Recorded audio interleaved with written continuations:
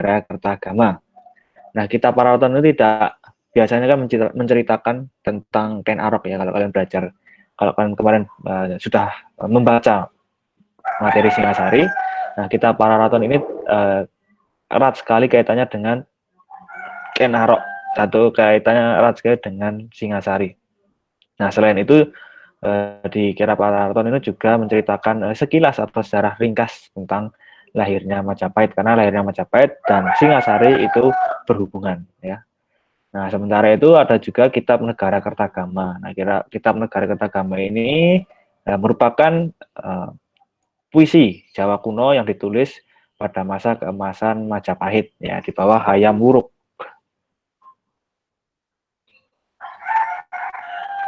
Di bawah Hayam Wuruk. Nah, apa yang terjadi setelah masa itu tidak banyak yang tahu. Nah, ini maksudnya setelah masa Hayam Wuruk ini pemerintahan-pemerintahan selanjutnya itu tidak diketahui ya, tidak diketahui karena sumbernya sedikit.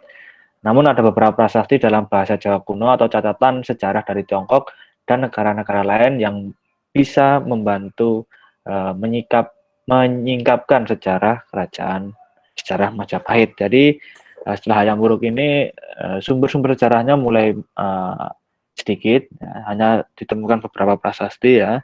Yang pertama ada prasasti Gunung Butak. Terus ada prasasti Brumbung, ada prasasti Kudadu, terus ada prasasti Gajah Mada dan prasasti Jiu. Nah, itu sumber sejarahnya ya. Jadi selain ada kitab Pararaton dan Negara Kertagama, juga ada berita dari Cina, berita dari negara lain, juga ada prasasti. Nah, itu materi tentang lokasi dan sumber sejarah dari Kerajaan Majapahit. Nah, yang perlu diingat, pusat Kerajaan Majapahit itu diperkirakan di Trowulan, di Mojokerto. Nah, raja pertamanya adalah Raden Wijaya, sekaligus pendiri. Sumber sejarahnya ada Kitab Pararaton dan Kitab Negara Kertagama.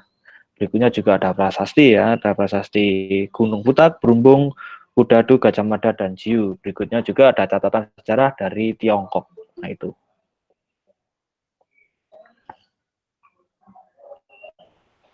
Berikutnya, nah ini adalah peta wilayah Kerajaan Majapahit, kekuasaannya. Jadi kekuasaan Kerajaan Majapahit itu sangat luas sekali ya, sama seperti kekuasaan Indonesia sekarang.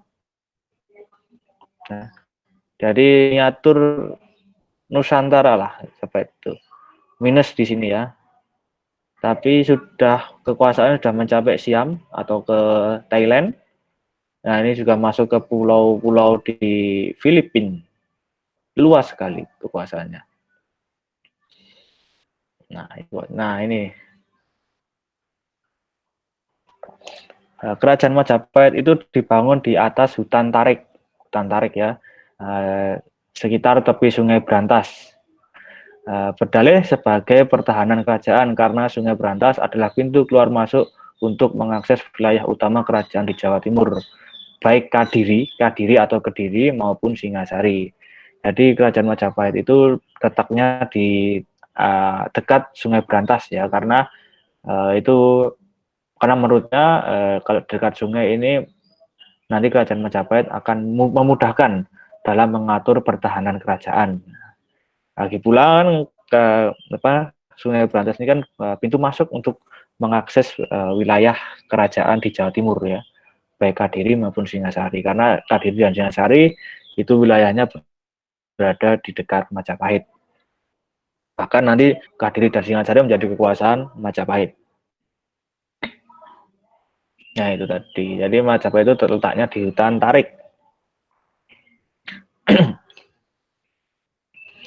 Nah, desa itu dibuka dengan nama Majapahit. Nah, di hutan tarik itu dibuka, dibabat, dan diberi nama Majapahit. Nah, nama itu diberkaitan dengan seorang prajurit atau tentara yang menemukan buah maja yang rasanya pahit. Nah, maka dari itu tempat itu dinamakan Majapahit.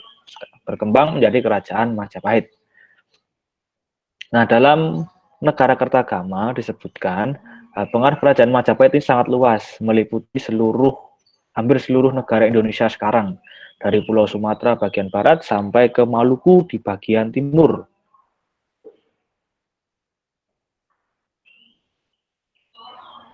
Nah, luas daerah yang terpengaruh Majapahit ini diperkuat oleh seorang penjelajah Portugis yang bernama Tom Pires. Nah, menurutnya, sampai awal kira-kira abad ke-15, pengaruh Majapahit masih menguasai hampir seluruh Nusantara. Nah, di masa itu negeri Jawa sangat berkuasa karena kekuatan dan kekayaan yang dimilikinya. Juga karena kerajaan ini melakukan pelayaran ke berbagai tempat yang jauh. Itu kata Tom Pires dalam catatannya Suma Oriental. Dalam bukunya ya, Suma Oriental.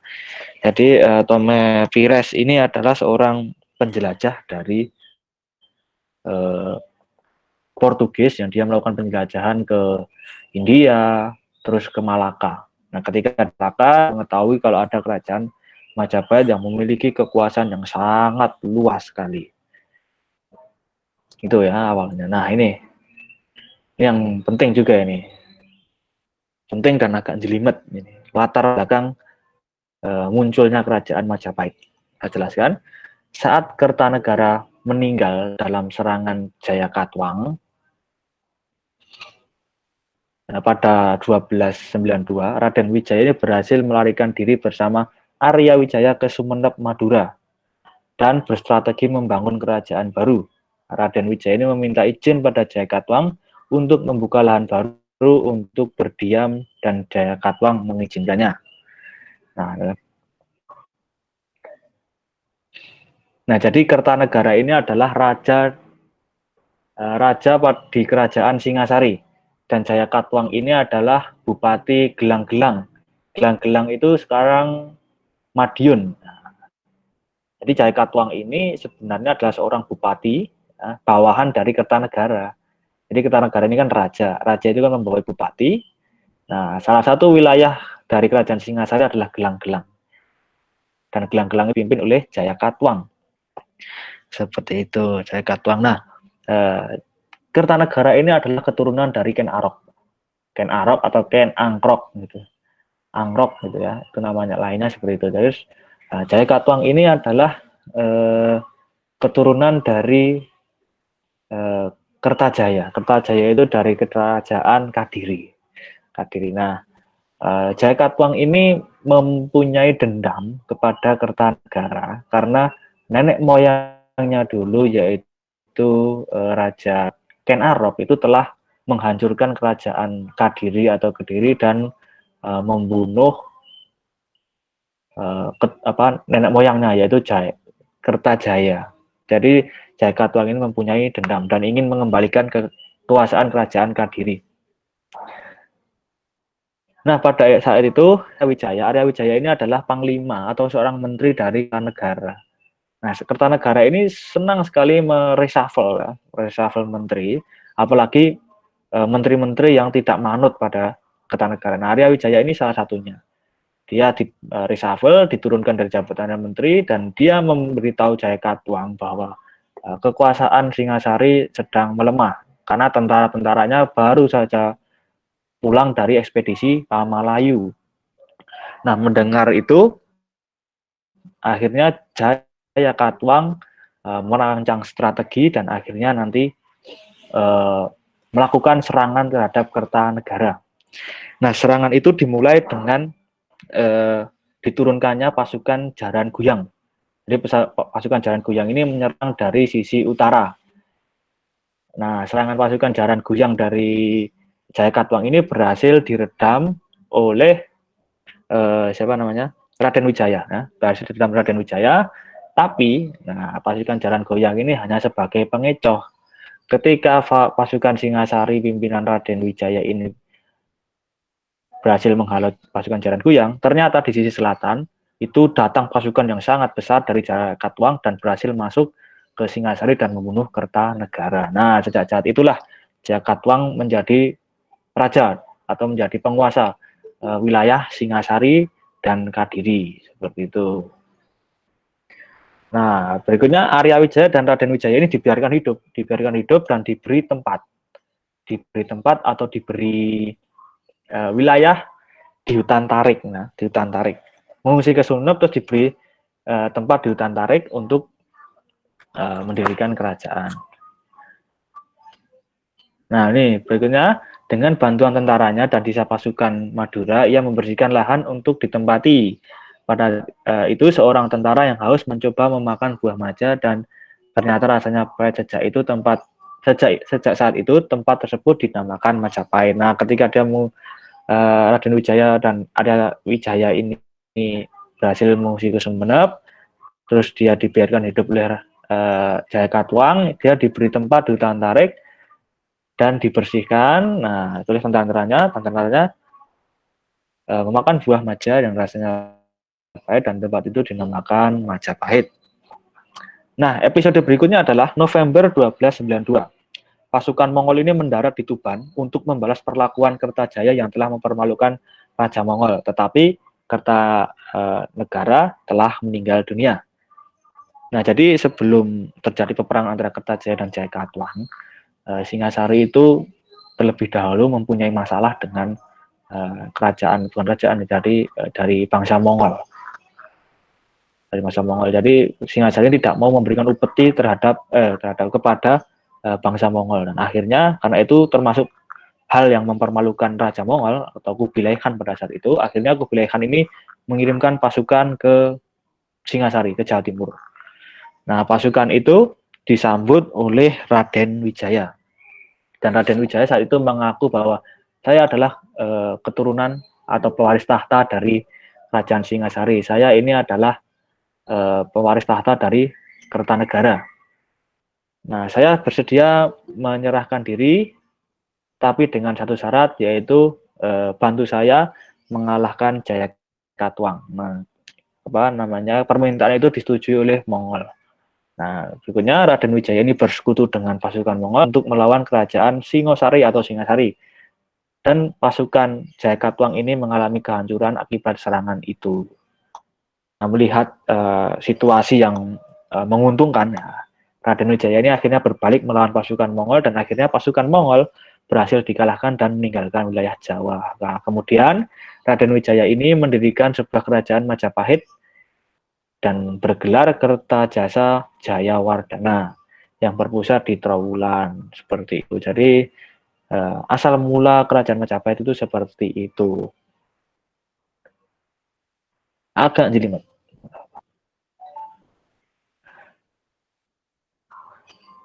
Nah, berikutnya adalah kondisi sosial politik kerajaan Majapahit. Nah, Afan Raden Ustadz, ya. ini ada filenya apa enggak? Ada. Nanti Apa? di GC ada. Filenya ada semua. Oh iya, jazakallah. Iya. Berikutnya Raden Wijaya menghargai semua orang yang berjasa terhadap Majapahit dan memberikan dia kekuasaan. Nah, Raden Wijaya ini adalah raja yang baik sekali karena semua orang yang berjasa kepada Majapahit itu diberikan kekuasaan. Nah, pengganti dari Raden Wijaya adalah Jayanegara. Nah, Jayanegara ini berusia 15 tahun ya. Dan Jayanegara ini tidak memiliki kecakapan dalam memerintah dan dijuluki sebagai Kolo Gemet. Kolo Gemet itu berarti lemah dan jahat. Nah, pemerintahan Jayanegara ini diwarnai banyak sekali pemberontakan. Bahkan pemberontakan itu nyaris meruntuhkan kerajaan Majapahit. Namun pemberontakan itu berhasil ditangani oleh Gajah Mada yang saat itu menjadi pemimpin dari Bhayangkara atau pasukan pengawal raja. Sekarang Bhayangkara ini bertransformasi menjadi Polri. Sekarang ya nama Bhayangkara ini. Nah, pemberontakan pada masa Jayanegara ini dipimpin oleh Rakuti. Tapi Rakuti ini berhasil dikalahkan oleh Gajah Mada. Nah, Gajah Mada ini menyelam atau di desa yang bernama Badandir. Nah, di Badandir ini Jayanegara mengalami sakit dan akhirnya diobati oleh seorang tabib bernama Tanca. Tapi Tanca ini ternyata menaruh dendam terhadap Jayanegara ya.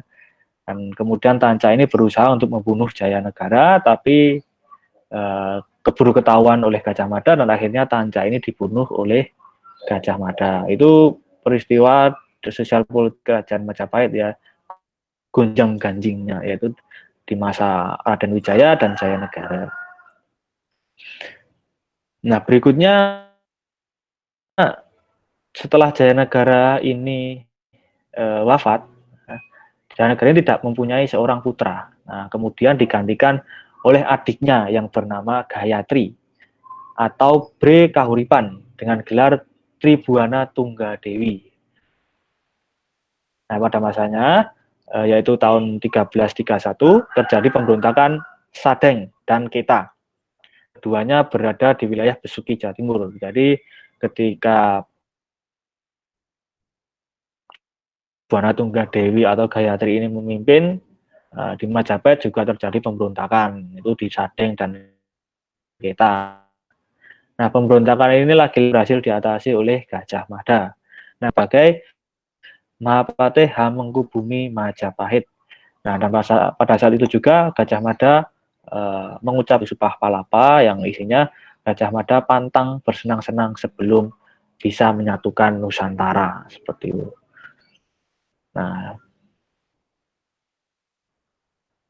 yang dimaksud Nusantara oleh Gajah Mada pada saat itu adalah Malaka, Sumatera, Jawa, Madura, Bali, Kalimantan, Sunda Kecil, atau Nusa Tenggara, Maluku, dan Maluku. Berikutnya adalah Gayatri ini meninggal tahun 1350 dan digantikan oleh adiknya, yaitu Hayam Wuruk.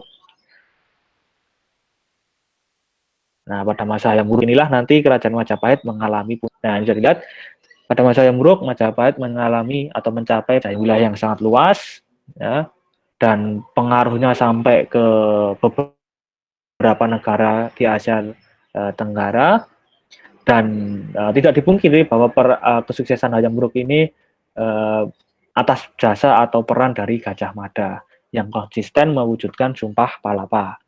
Nah, pada masa pemerintahan Hayam Wuruk pula, karya sastra mengalami kemajuan pesat. Salah satunya kitab Negara Kertagama yang dikarang oleh Pu Prapanca. Nah, berikutnya juga ada kitab seperti Sutasoma, kitab Arjuna Wijaya yang dikarang oleh Pu Tantular.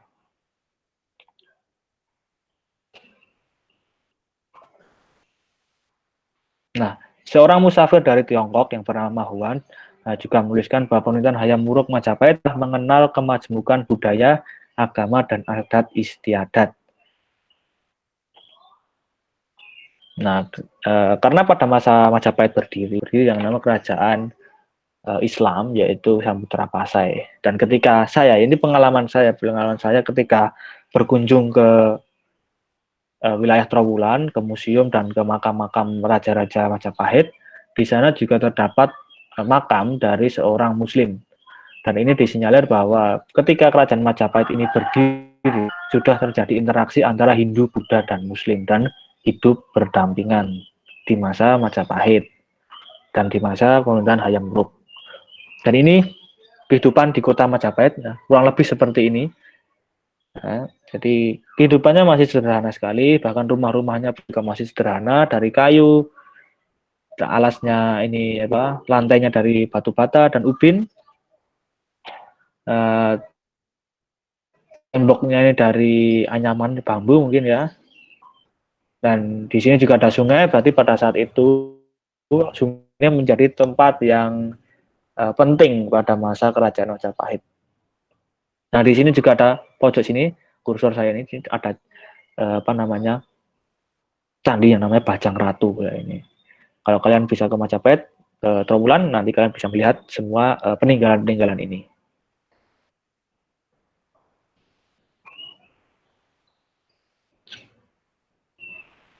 Nah, ini adalah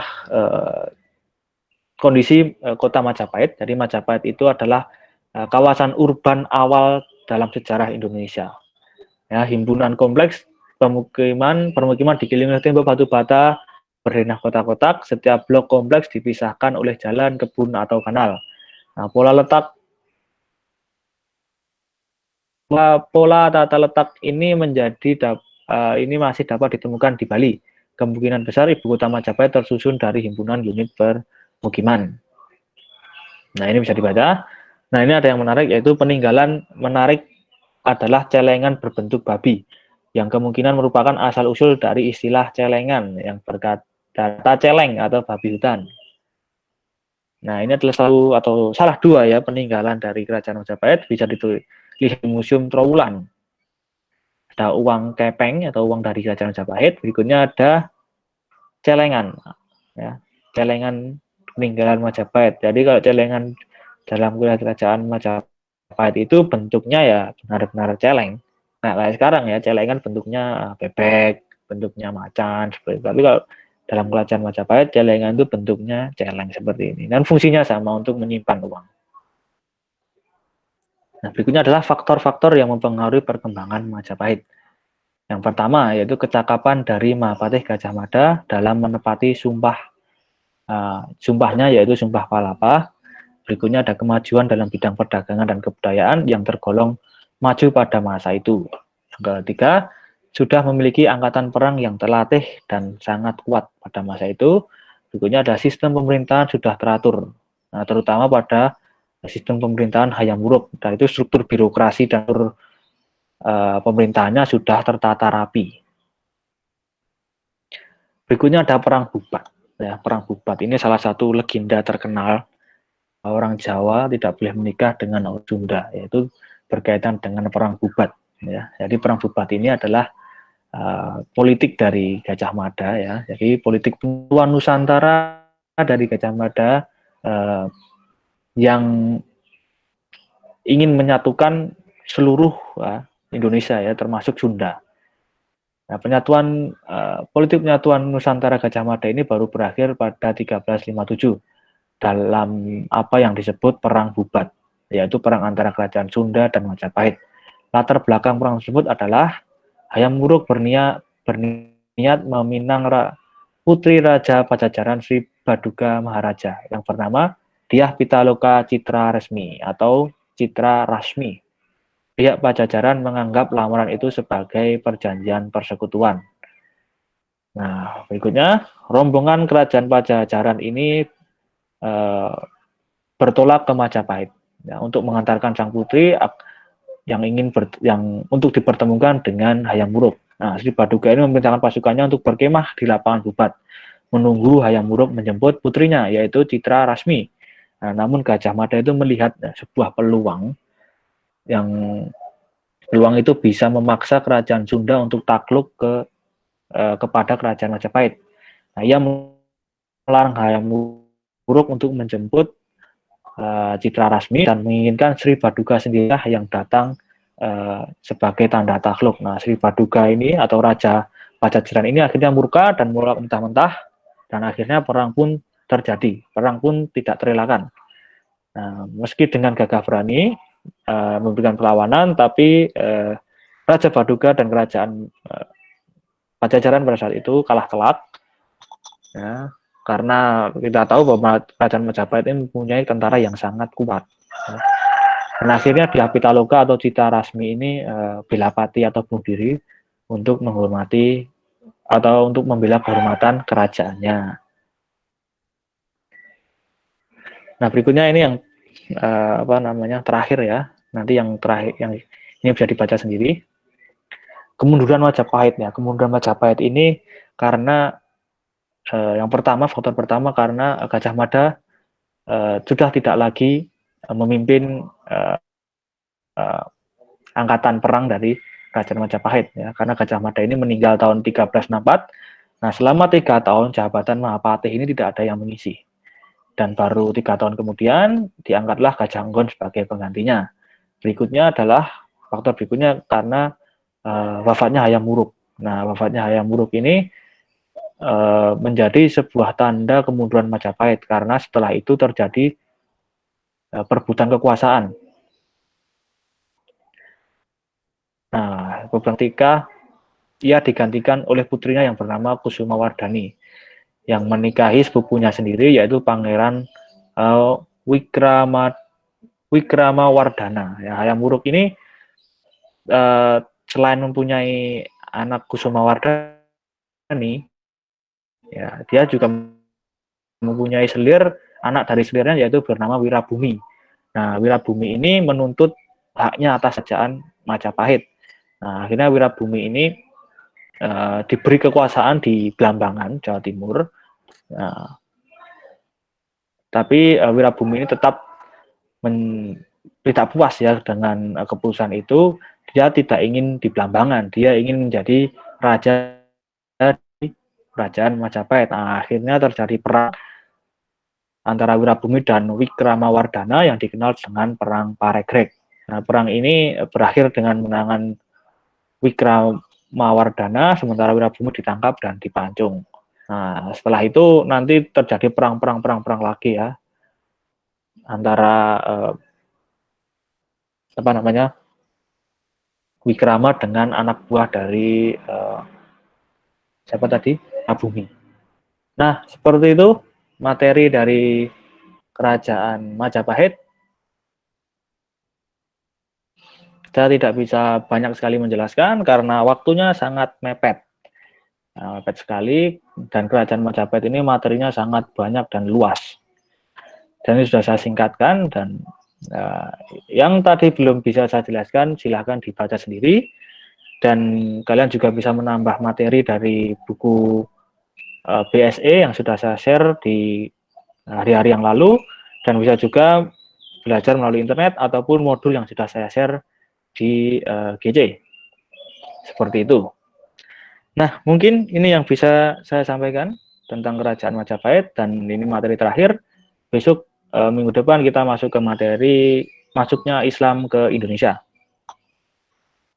Oke, bila tidak ada yang ditanyakan dan waktunya sudah mepet, pertemuan hari ini saya akhiri. Apabila ada salah kata saya maaf. Bila taufiq wal hidayah, assalamualaikum warahmatullahi wabarakatuh. Sampai jumpa minggu depan.